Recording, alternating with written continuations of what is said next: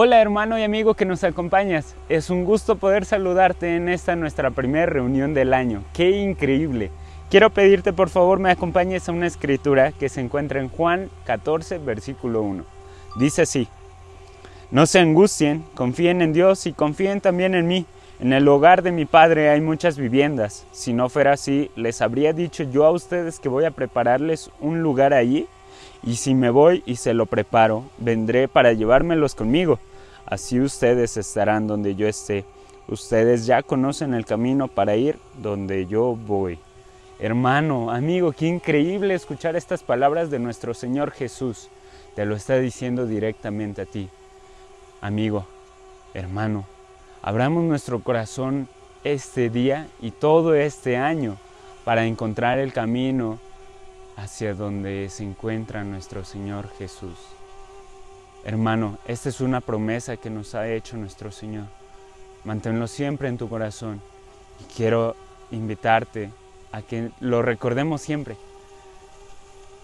Este día, hermano, siéntete muy bienvenido a nuestra primera reunión del año.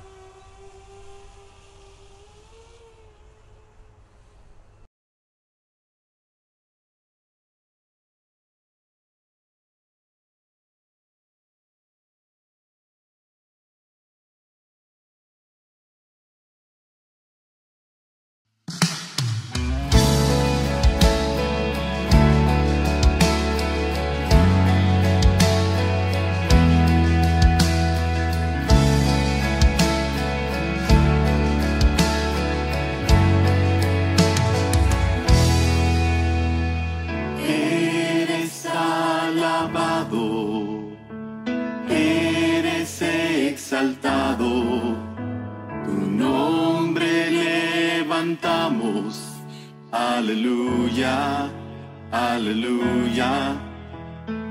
Eres adorado, te glorificamos, tu nombre levantamos, aleluya, aleluya. A una sola voz nos unimos hoy, te cantamos Dios en adoración. Dios imparable, Dios de imposibles, inigualable, eres invencible. Dios imparable, Dios de imposibles, inigualable.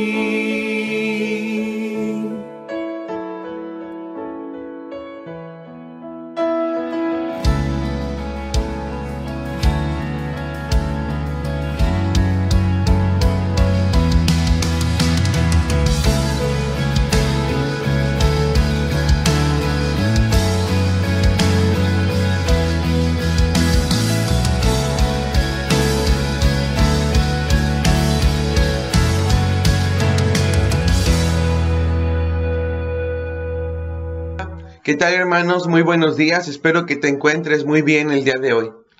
Tengo el gusto de poder compartirte la clase. Y antes de iniciar, me gustaría poderte mandar un abrazo a la distancia, deseando que estés teniendo un excelente día, donde estés en compañía de tu familia, de tus seres queridos, compartiendo este increíble día de domingo, viendo la clase juntos.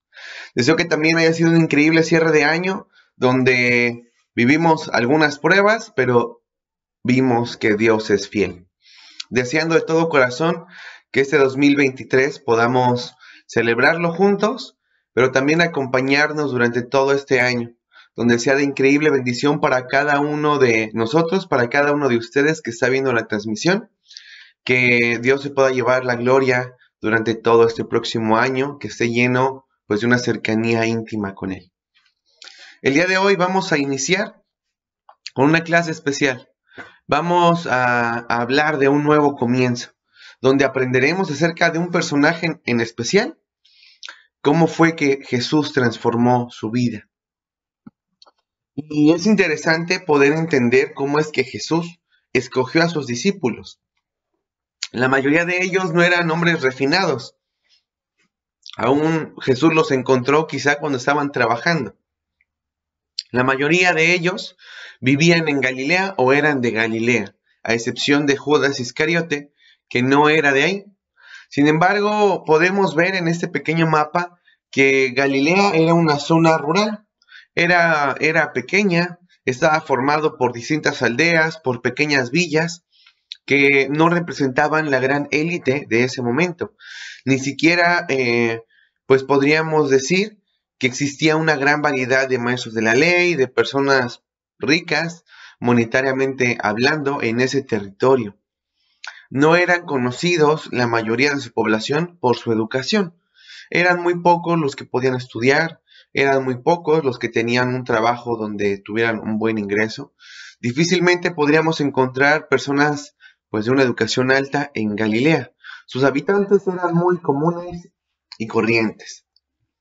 Y me parece increíble cómo es que Jesús pasa por alto a los líderes religiosos influyentes de ese momento. Escogió mayormente a hombres despreciables y a hombres que prácticamente no influían en nada. Pero no es de sorprenderse.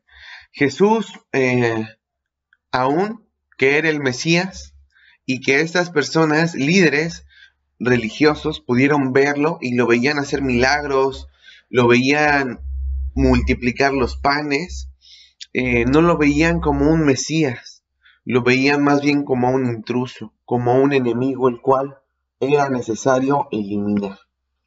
Y lo vemos en Lucas 4 del 28 al 29, dice: al oír esto, todos los que estaban en la sinagoga se enfurecieron, se levantaron, lo expulsaron del pueblo y lo llevaron hasta la cumbre de la colina sobre la que estaba construido el pueblo para tirarlo por el precipicio. Desde que Jesús empezó a compartir en público o desde que empezó a predicar en público, estas personas buscaron eliminarlo. No era que los fariseos o los maestros de la ley no creyeran en los milagros de Jesús, porque ¿quién podría negarlos? ¿Quién podría negar tantos milagros a la plena luz del día y pues siendo público? No era que Jesús se escondiera para poder hacer estos milagros. Pienso que ni la persona más escéptica de ese momento podría haber negado que Jesús era increíble, que Jesús hacía milagros o que esos milagros no fueran reales. Él podían verlo expulsando demonios, sanando personas, dándole de comer a 5,000 personas. O sea, y pienso que esto quizá no era lo que les incomodaba a los maestros de la ley. Lo que les incomodaba era lo siguiente. En Lucas 4:18 dice: el Espíritu del Señor está sobre mí, por cuanto me ha ungido para anunciar buenas nuevas a los pobres. Me ha enviado a proclamar libertad a los cautivos y dar vista a los ciegos, a poner en libertad a los oprimidos. Lo que les irritaba a estos amigos era no que Jesús hiciera milagros, era que los llamaba de esta forma, que venía a anunciar las buenas nuevas a los pobres, darle libertad a los cautivos, a los ciegos, darle libertad a los oprimidos.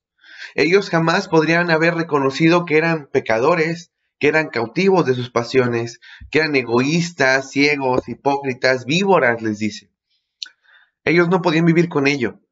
Por eso cuando Jesús predica o cuando Jesús le habla y aún escoge a sus discípulos, escoge a personas quizás sí, comunes y corrientes, quizá como nosotros. Pero cuando los escogió, no fue por su posición, no fue porque fueran líderes influyentes, no fue porque tuvieran la increíble facilidad de palabra. Los escogió porque no fueron hombres renuentes para reconocer su pecado, porque reconocían la maldad que había en ellos. Y hoy, hablando de un nuevo comienzo, en un nuevo año, donde prácticamente algunos hacemos una lista de nuevos propósitos, donde decidimos hacer todo nuevo, invertir en el futuro, formarte mejor, ahorrar, ser más optimista, viajar, aprender idiomas, acabar la carrera para algunos, reinventarse, poner un negocio, quizá estudiar otra carrera, quizá estudiar un doctorado, no lo sé. Pero pienso que regularmente tomamos esta fecha como para hacer algo nuevo, para que todo cambie. Si cambia el año, nosotros cambiamos con él. Pero nos proponemos ser disciplinados, hacer ejercicio, ser constantes y muchas metas más. Pero hoy quiero hablarte de un hombre en especial que no se esperó para que cambiara un año para tomar decisiones radicales en su vida. Un hombre decidido a seguir a Jesús. Un hombre que tenía pasión por las Escrituras también, pero su vida no fue tan sencilla. Hoy te quiero hablar de Mateo, que era un cobrador de impuestos, que podemos ver que simplemente o a simple vista podemos ver que al ser un cobrador de impuestos ya tenía muchas fallas.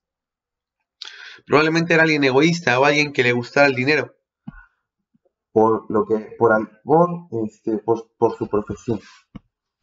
Podemos conocer un poco más de Mateo a través de Marcos 2, que se le conoce como Leví, hijo de Alfeo, que este era su nombre judío, que se le llama de la misma forma en Lucas 5, 27 al 29. Pero en Lucas 6, 15, Lucas lo llama Mateo. Es importante poder aprender un poco más de él. Nos ayuda a entender cómo es que era Mateo. Y a través de su evangelio podríamos entender o podríamos ayudarnos o apoyarnos a comprender cómo es que era Mateo. El evangelio que lleva su nombre sin duda fue escrito por él, pero la verdad es que conocemos poco de él. Aunque tenemos todo un evangelio que lleva su nombre, no se enfoca en hablar acerca de él, de su familia, de su trabajo, de sus gustos. Se dedica a proclamar a Jesús como ese rey, como ese Mesías. Y podemos entender que Mateo era este hombre modesto, este hombre humilde, que se mantuvo casi en completo anonimato a través del relato de su vida o de su libro, del Evangelio, y buscó resaltar el ministerio de Jesús. ¿Sabes? Otro dato interesante es que en todo Mateo solo se menciona su nombre 2 veces. Una de ellas es para recordar o cuando recuerda su llamado, y otra es cuando enumera a todos los apóstoles o a todos los discípulos de Jesús. Ahí es mencionado su nombre en Mateo, solo 2 veces.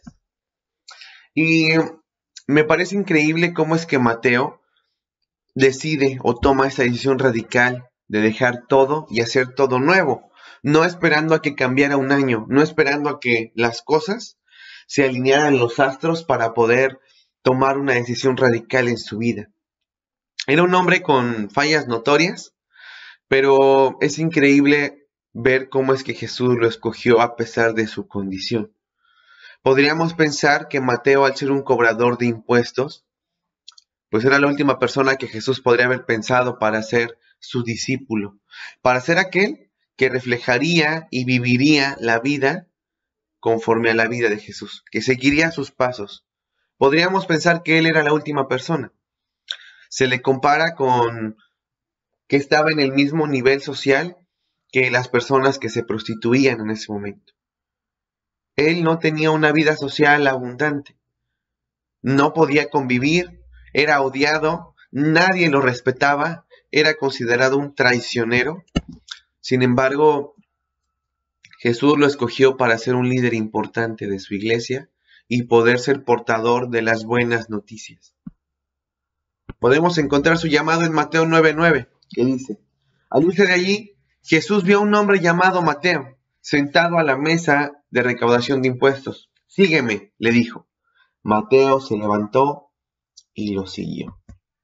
De forma inmediata, no nos dice la palabra que lo pensó 10 minutos, 1 año, 3 años, 4 años, esperando a que se diera el momento para poder seguirlo. No dijo: soy demasiado joven, Jesús, para poder seguirte. Tampoco dijo: soy demasiado grande para poder hacerlo. No puso ningún pretexto, no puso ninguna excusa. Simplemente cuando Jesús lo llamó, se levantó, dice la Escritura, y lo siguió. Después de esto, Mateo hace algo agradable, demostrando la alegría que sentía. En Mateo 9:10 dice: mientras Jesús estaba comiendo en casa de Mateo, muchos recaudadores de impuestos y pecadores llegaron y comieron con él y sus discípulos. Dice la Escritura que Mateo hizo una comida. En su propio evangelio dice que hizo una comida. Eso es un pequeño detalle que aclararemos un poquito más adelante.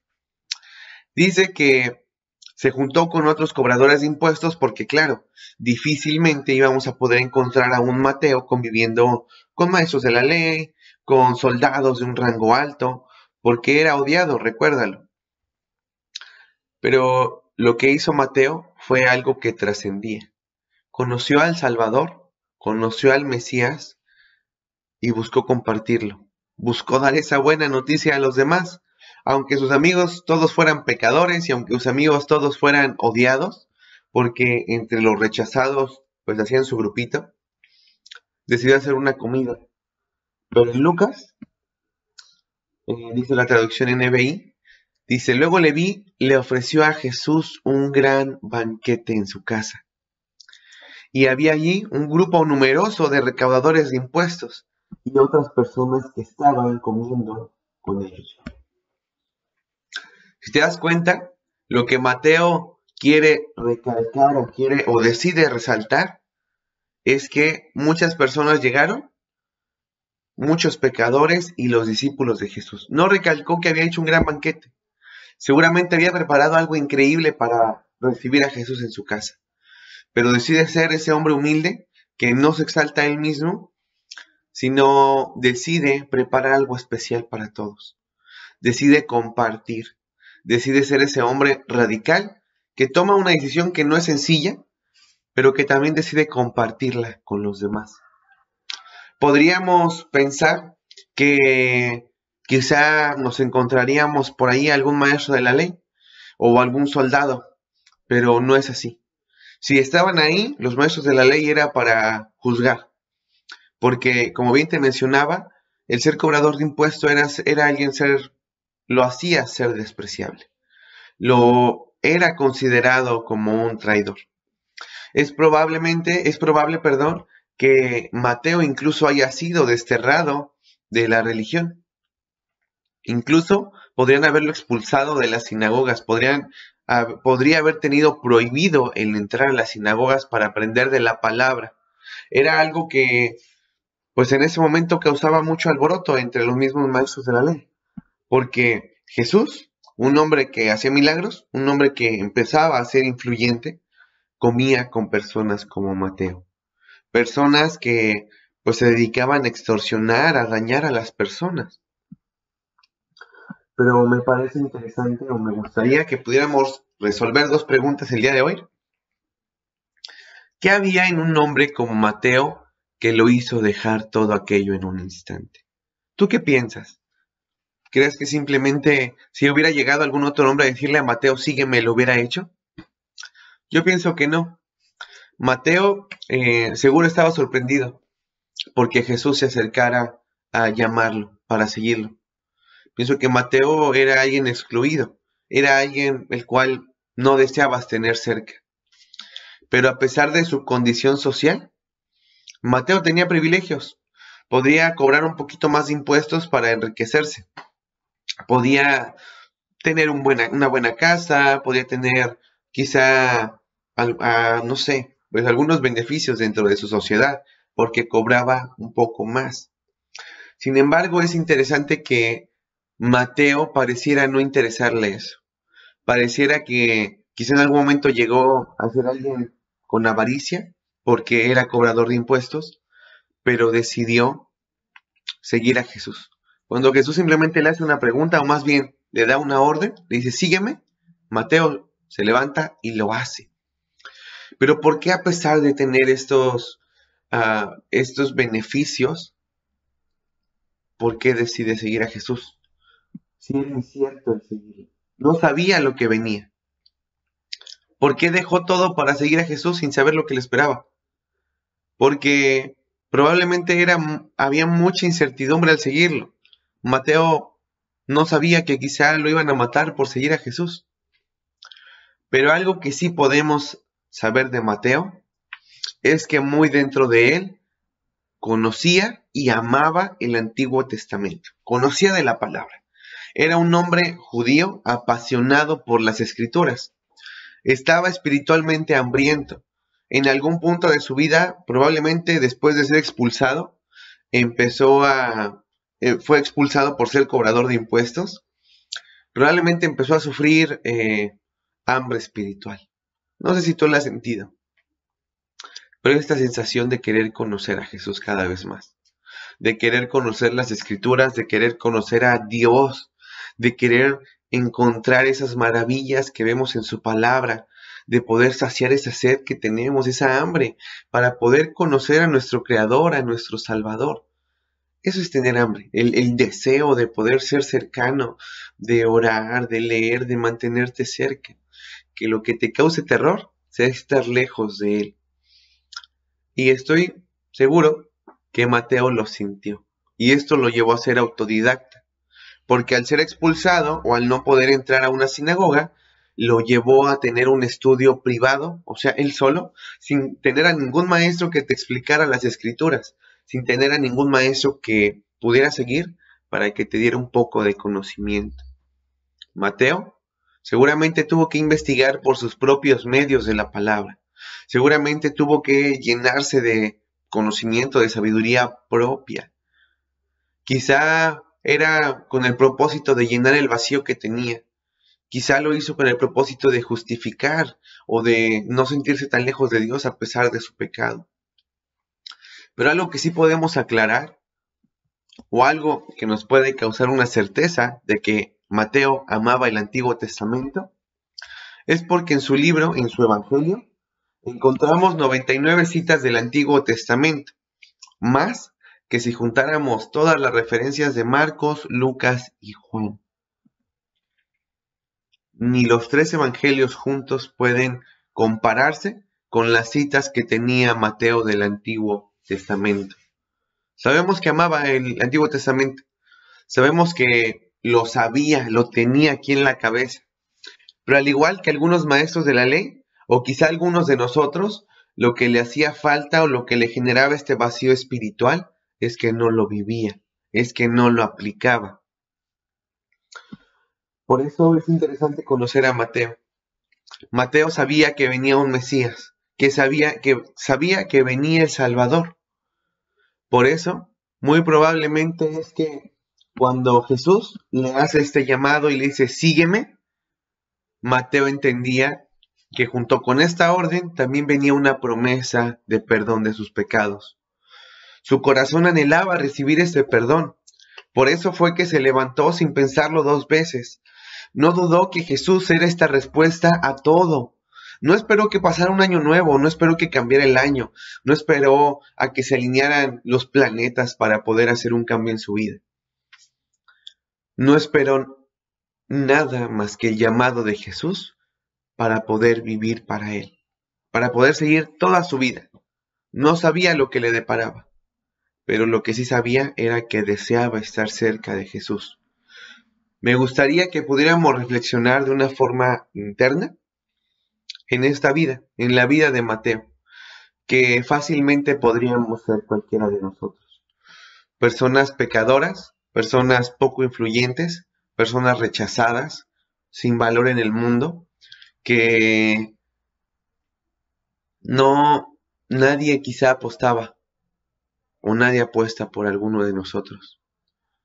Sin embargo, aún siendo pecadores, Cristo nos ha escogido para seguirles. ¿O aún sigues pensando que es coincidencia que estés hoy aquí? No es casualidad. No es que casualmente te hayas encontrado hoy aquí. Tiene un propósito. Y al igual que Mateo, necesitamos ser radicales para tomar decisiones en nuestra vida. Estoy seguro que Jesús ya hizo este llamado a tu vida. Solo es necesario ser esos hombres que deciden seguirlo sin pensarlo dos veces. Mateo lo conocía. Mateo conocía que venía un Mesías. Y probablemente se sentía indigno de tomar este llamado. Pero cuando Jesús le da la orden, simplemente se levanta y lo sigue. Me gustaría que con este corazón pudiéramos también tomar nuestra Santa Cena.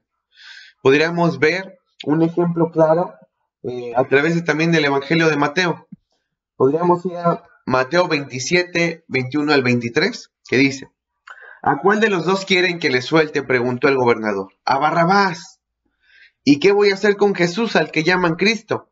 Crucifícalo, respondieron todos. ¿Por qué? ¿Qué crimen ha cometido? Pero ellos gritaban aún más fuerte: crucifícalo. Para ponerte en contexto, esta escena es donde está Pilato poniendo a votación si dejaba libre a Jesús o a Barrabás. Jesús, siendo alguien sin pecado, sin mancha, no había cometido ni siquiera un delito. En cambio, teníamos a Barrabás, que la Escritura dice que era un asesino, que era un revolucionario de ese tiempo.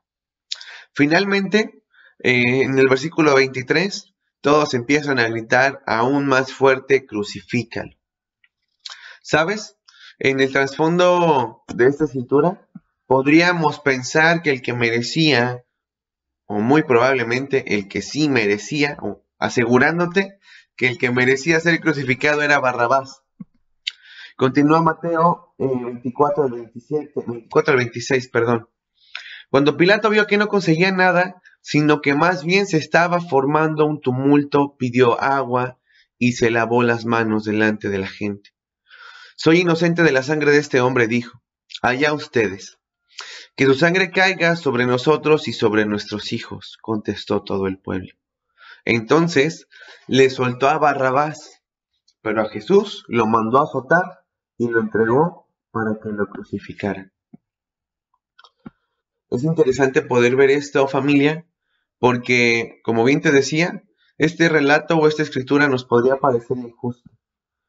Podríamos ver que Barrabás realmente merecía morir, merecía tener esta muerte indigna y tan dolorosa que vivió Jesús.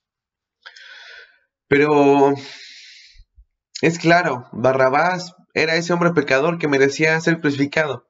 No hay que moverle mucho, no hay que usar tanto la lógica. Era claro que Barrabás merecía morir. Ese hombre que salió librado a través de o a costa de la crucifixión de Jesús, Barrabás significa hijo del Padre. Y hoy ese hombre que merecía la cruz y que merecía la muerte, ese día, o ese hombre, hoy somos nosotros. Ese hombre pecador nos está representando. Nosotros merecíamos estar ahí, teniendo el merecido de nuestro pecado, recibiendo nuestro merecido. Pero aquel hombre justo, llamado Jesús, santo y perfecto, tomó nuestro lugar, sin decir ninguna palabra. Porque podría haber argumentado tantas cosas, no se le podía culpar de nada. Realmente nadie tenía un hecho que Jesús hubiera sido pecador. Nadie. Y ese hombre que fue liberado, a costa de la vida de un hombre perfecto que dio su vida por amor. Recuerda que ese hombre pecador que merecía morir, realmente merecíamos morir, hermanos. El día de hoy me gustaría que pudiéramos hacer una reflexión en nuestra vida. Hoy tenemos la oportunidad de hacer las cosas diferente, no porque sea un año nuevo, sino porque Cristo está en nuestra vida, porque Él ya pagó el precio más alto por nuestra libertad. Hermano, deja de atarte al pecado, mantente unido al propósito, esfuérzate por tener ese corazón noble, sumiso y arrepentido. Cristo vale más que un cambio cada año. Cristo vale más que solo hacer tu lista de propósitos en un año nuevo. Cristo lo vale todo.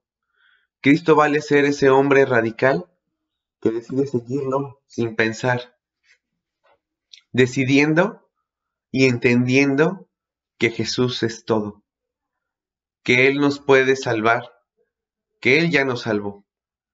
Solo tómalo, hermano, hazlo tuyo. Arrepiéntete y tengamos ese corazón humillado a Jesús. Dejemos el orgullo a un lado. Estemos dispuestos a ser radicales como Mateo y agradezcamos ese sacrificio que hizo Jesús porque nos ha hecho libres. Acompáñame a hacer una oración.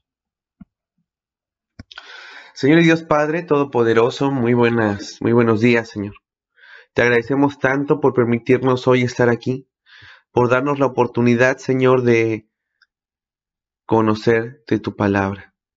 Gracias, Padre, porque podemos ver un gran ejemplo en la vida de Mateo, que fue un hombre que sin duda podría haberse hecho rico, podría haber crecido en su negocio.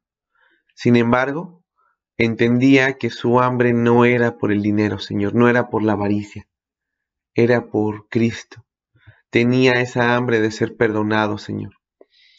Y hoy te agradecemos mucho por ese sacrificio que hizo Cristo en la cruz.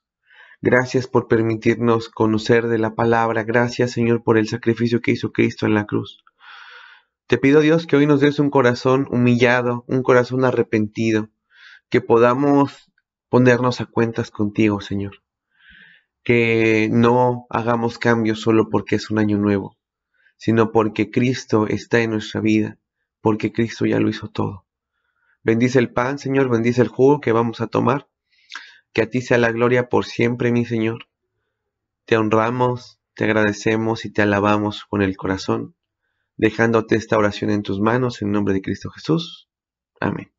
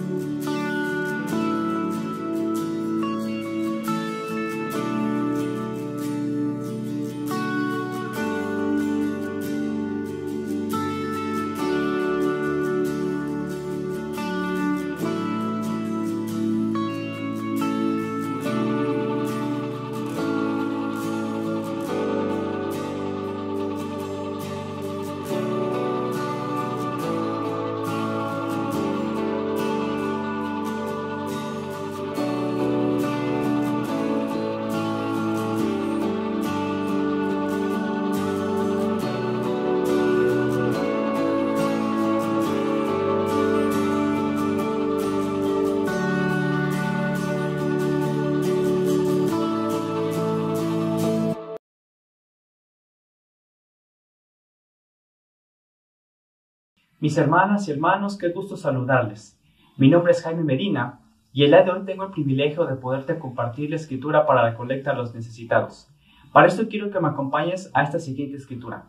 En Deuteronomio, capítulo 15, en los versículos 10 al 11, en la traducción al lenguaje actual, dice lo siguiente: Mejor ayuden siempre al pobre y háganlo con alegría. Si lo hacen, les irá bien y Dios los bendecirá en todo lo que hagan. En este mundo siempre habrá gente pobre. Por eso les ordeno que sean generosos con la gente pobre y necesitada del país. Este es un mensaje que Moisés les está compartiendo al pueblo de Israel. De entre los puntos que menciona en dicho mensaje, Moisés dice lo siguiente: que si en el pueblo de Israel existen personas pobres, que existen personas necesitadas, que sean generosos y que les presten lo que ellos necesiten. Y también que es importante poder apoyar, ayudar a los necesitados y que deben hacerlo con una cara o una faceta de alegría. Y que si lo hacen de esa manera, Dios los bendecirá en todo lo que hagan, en todo lo que realicen. Si lo vemos actualmente, tal vez en la colonia donde vivimos, o en alguna estación del metro o del metrobús, vemos personas que están vendiendo algún dulce, que cantan una canción, o que literalmente están pidiendo una moneda para ellos mismos o para sus familias. Y Dios nos pide que en la ciudad en donde vivimos, ayudemos a las personas en situación de calle.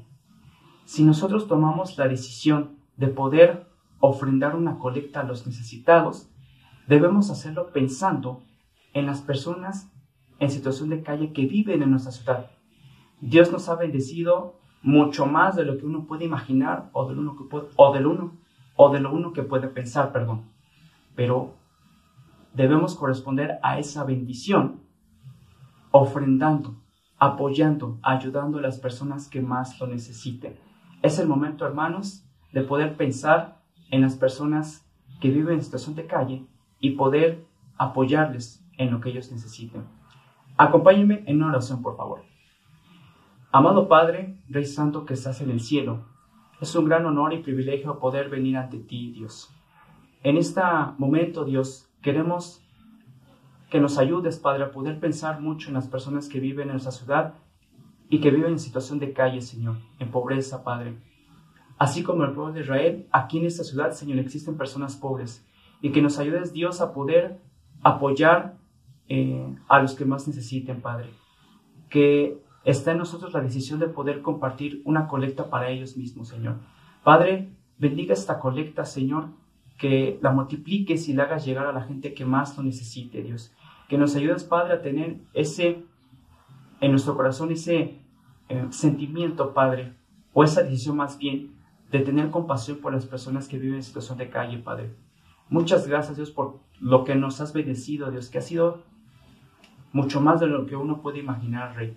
Y, Padre, nos ayudes a corresponder a esa bendición, Padre, apoyando a las personas que viven en situación de calle, Padre. Muchas gracias por todo.